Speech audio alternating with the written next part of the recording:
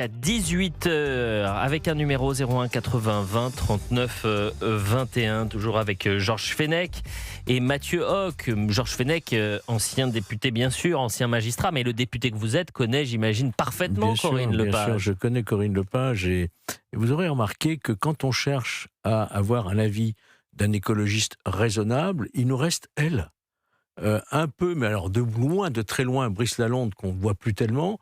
Bon, François de Rugy est un écologiste. François de Rugy, vous avez raison, mais il n'est plus écologiste, vous avez vu. Bah si, il est passé Horizon maintenant. Mais ça reste, vous n'êtes pas obligé d'être dans un parti. Non, mais je suis d'accord. Mais si vous voulez, c'est quand même difficile, en dehors de Marine Tondelier, de trouver des écologistes raisonnables, quoi. Parce qu'elle ne l'est pas, évidemment. Et peut-être, Georges Fenech, vous avez une question à Madame la Ministre, qui est toujours avec nous, et je rappelle son comment livre. vous expliquez, Madame... Enfin, d'abord, bonjour, Corinne, je suis très heureux. Bonjour, Monsieur Fenech. Ravi de vous retrouver. Mais moi aussi. Se connaît bien. Bien sûr que nous nous connaissons. Et comment vous expliquez finalement ce monopole d'une idéologie sur l'environnement? C'est un peu le titre aussi de votre livre. Comment se fait-il que des grandes personnalités comme vous n'existent plus tellement dans le paysage politique? Bon, d'abord parce que moi, j'ai décidé de lâcher la politique. Je fais du droit, j'écris, je m'exprime, mais je veux plus de mandat. Je trouve qu'il y a un âge pour tout. Vous savez, je dirais que quand j'ai essayé de monter un parti politique de centre-droit, qui était Cap 21, personne ne m'a aidé. Personne ne m'a aidé. Personne n'en a voulu. Hein.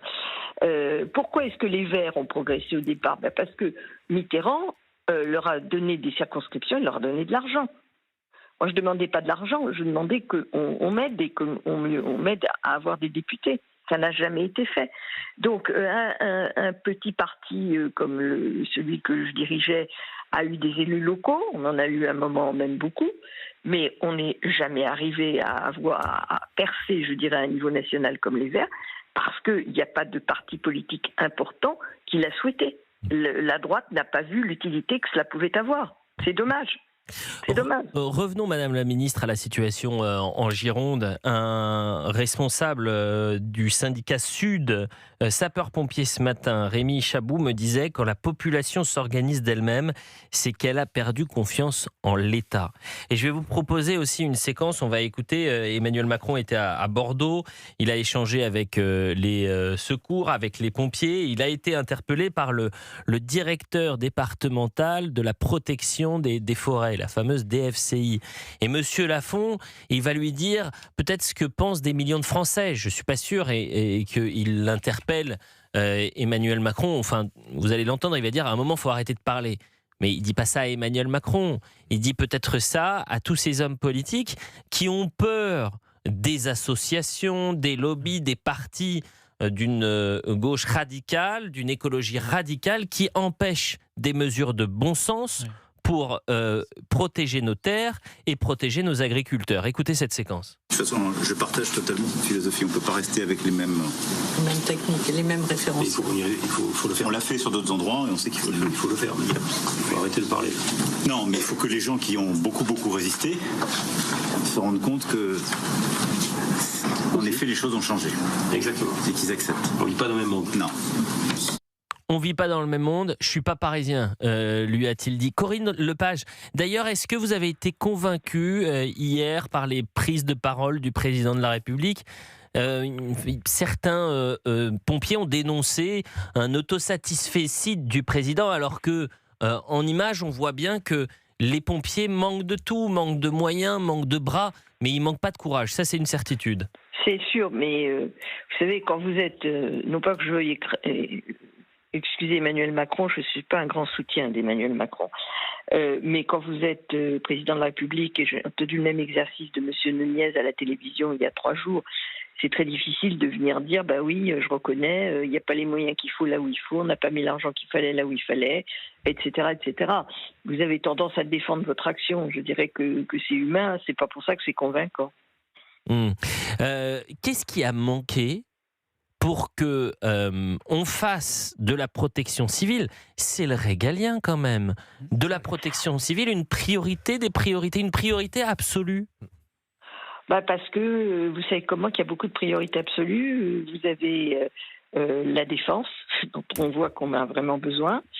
Vous avez effectivement la sécurité civile, vous avez la police, vous avez tout ce qui est régalien. En fait, tout ce qui est régalien en France se porte très mal. parce qu'il n'y a plus les moyens qu'il faut par rapport aux besoins que nous avons.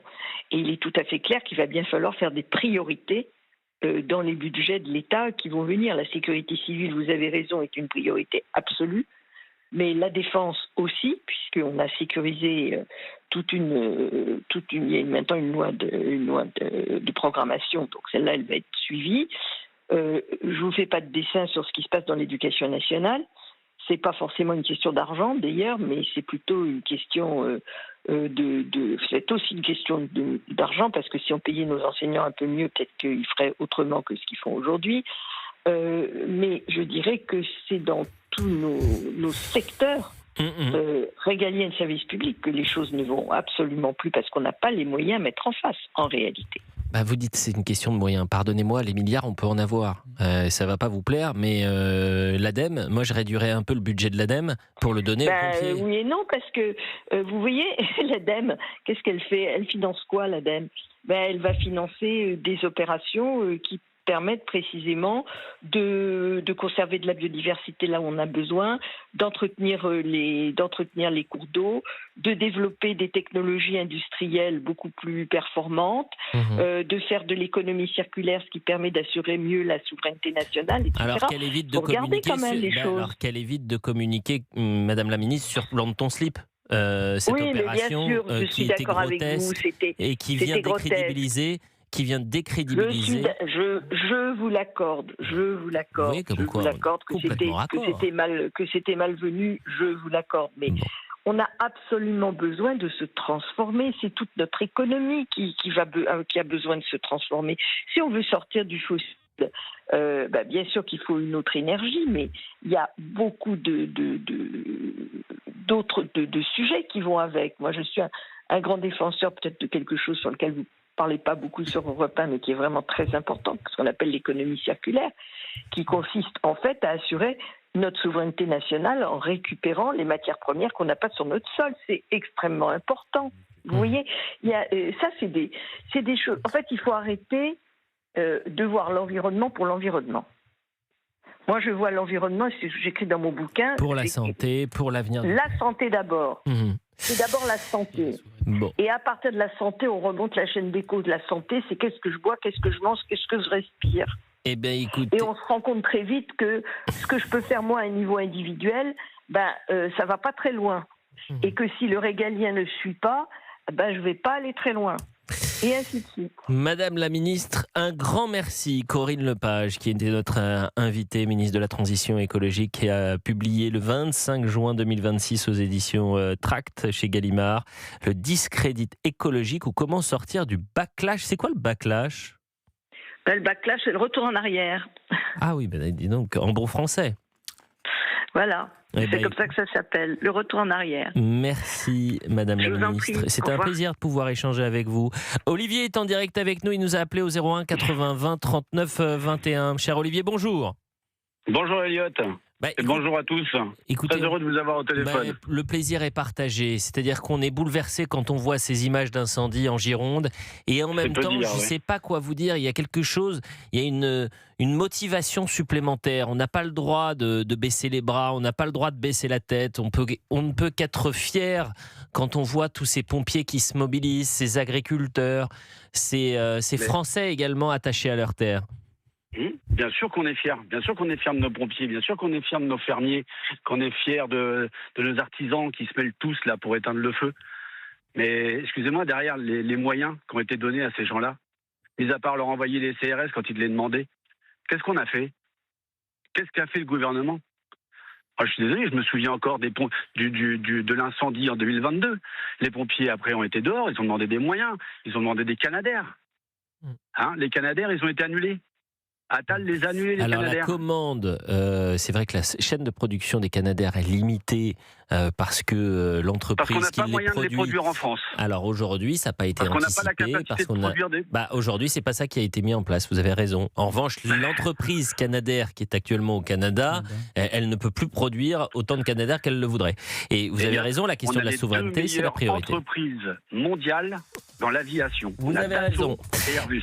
Vous restez avec nous, Olivier. On revient dans 1 minute pour la suite et on va donner évidemment la parole aux Français qui sont tellement fiers de nos pompiers aujourd'hui. Et puis on aura 1001 sujets à traiter dans quelques instants. À tout de suite.